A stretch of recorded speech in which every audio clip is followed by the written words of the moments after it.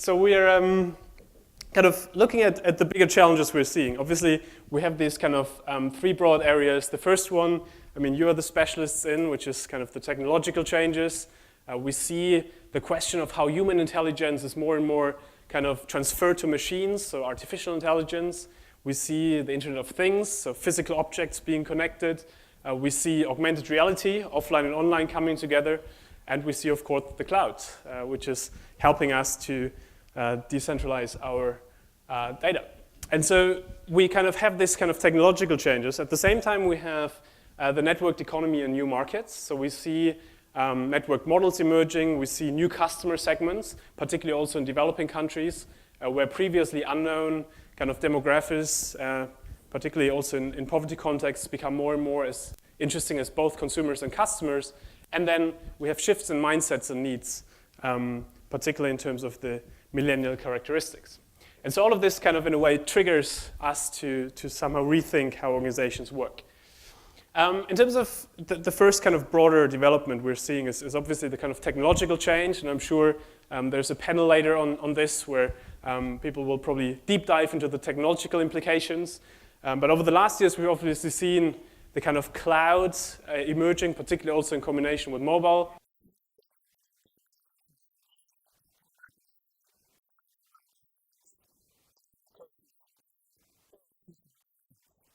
This is like very recently, the Financial Times did a very small overview of like the global revenues of enterprise cloud computing. So you see here, North America, in 2014 still being around 30 billion in revenues, and then 2018 being kind of estimated to be over 60 billion. So you see there's clear growth. The EU kind of also growing, but quite behind. And then Asia Pacific also in a growth trend, estimated to in 2018 be around 28 billion. So we see a relatively positive trend. Rest of the world, Africa, South America, and so on, being really kind of less clouded yet, which obviously kind of comes to a lot of questions around, is there the right infrastructure for it in terms of broadband, internet in general, government regulations, and so on. So there's obviously, it's contingent upon quite a few environmental factors, but so in general, we see that APAC is also kind of more and more coming into that direction. And so you've probably seen all these terms around the sharing economy. Rachel Botsman had this whole thing around collaborative consumption, where people, trade their CDs with each other, or where they kind of help each other out with their cars and so on, to co-creation, where you see more and more companies from day one work together on business model innovation, product innovation. And the interesting thing is that the reason why this can happen is that there's $3.5 trillion in idle resources around the world that aren't tapped. So if you're, for example, producing cars, let's say overnight your your manufacturing line isn't used. So imagine if that could be used whenever it is idle. The same with if you have a crane, if you're a construction company, that crane isn't used overnight. If someone else could use that overnight, pay for the maintenance, pay for the depreciation and so on, how much money there is in that kind of particular space. And so in the car industry alone, for example, there's 10 billion of idle resources, and obviously in other sectors as well. So we've seen that there's over 7,000 sharing platforms nowadays around the world who, in a way, mobilize underused resources and try to cut costs.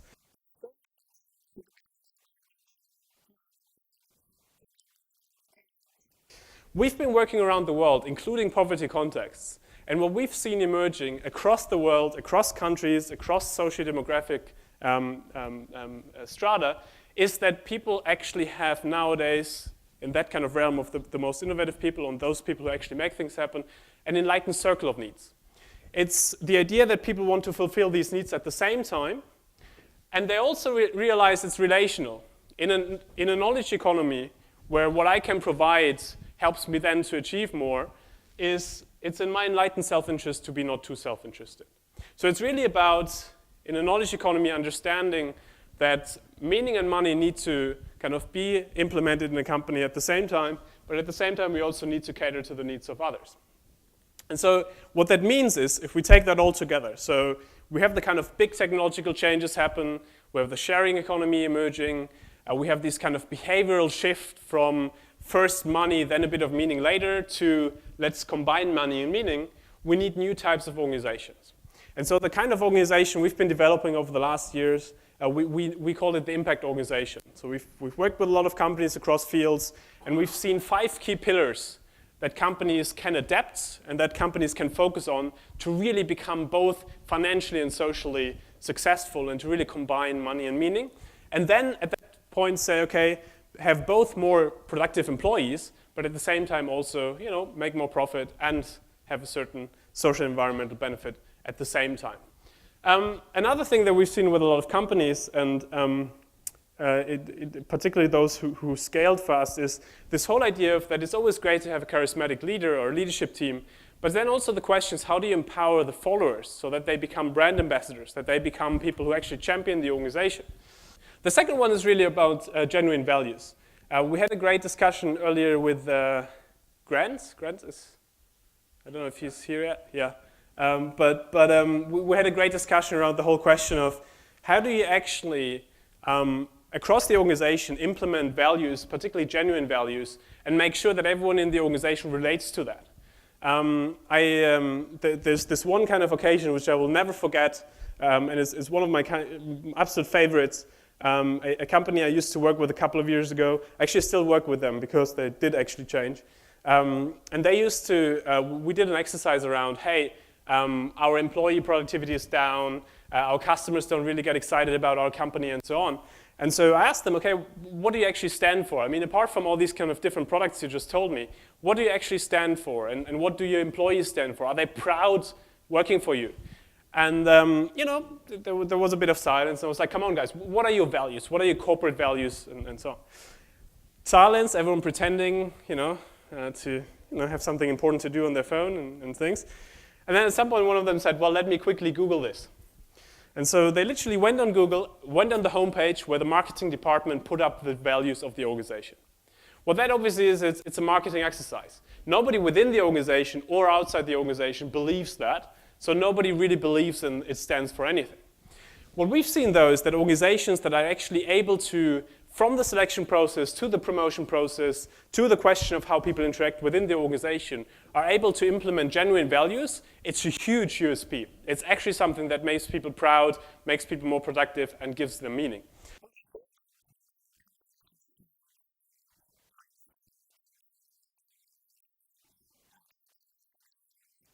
The last one is obviously, how do we measure all this? What are the objectives, key results, or those who use key performance indicators? What we've seen a lot over the last years is that companies try to shift away from only measuring outputs. So if you are, if you're doing education, for example, how many people did we educate? Or if you're in selling solar lanterns, how many solar lanterns did we sell to? How did this actually improve the life of the people we serve? So how did it increase their income? How did it have a tangible impact on their productivity and so on? To really then measure the things that matter to people, which is both important, obviously, for the sense of meaning for people within the organization to feel they did something meaningful, but then also, obviously, on a marketing perspective in terms of this is our actual outcomes that actually benefit not only the company directly, but also the society around us. So really kind of thinking about impact measurement as well on a broader scale.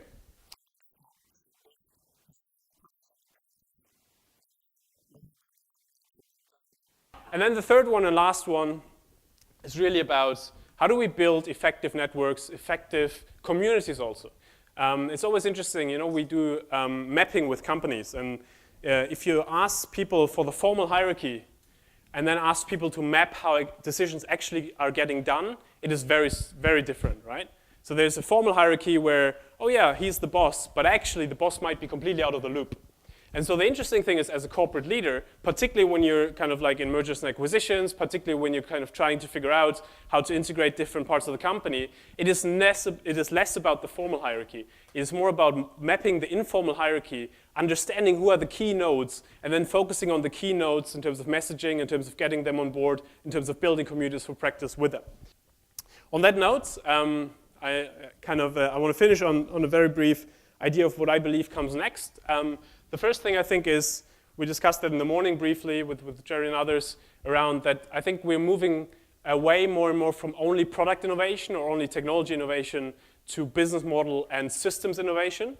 As I mentioned earlier, like companies trying to co-create whole value chains together, trying to understand how they really tap into each other's, how they are complementary. I think particularly in the kind of realm of artificial intelligence and so on, we'll see a kind of competition of which operating system might be most interesting. When you have new entrepreneurs coming up with new hardware, new software, they will look for the type of app center type things where they can plug into. So it will be interesting to see which platforms could actually become the more interesting kind of operating systems that build that infrastructure. Reverse innovation, really learning from developing country contexts for other contexts as well. And then most importantly, really understanding to tackle the bigger issues. I think this whole Generation Y question mark, one of the big things is looking for real challenges and real social issues rather than only working on the next app. And I think if a company is able to provide a setting where there's actually working on real challenges, real problems, real society problems, that's actually where people will be most attracted to, particularly probably also in poverty contexts or contexts where traditionally people wouldn't have thought to build consumer or producer bases in. On that note, I want to close with a quote. As a German, I have to finish on a philosophical note. So I want to close with Goethe, who said, if you take man as he is, you make him worse. But if you take man as what he could be, you make him capable of becoming what he can be. And I believe it's very true that our responsibility as leaders is to show people where they could be and then give them the right tools to actually get there. Thank you.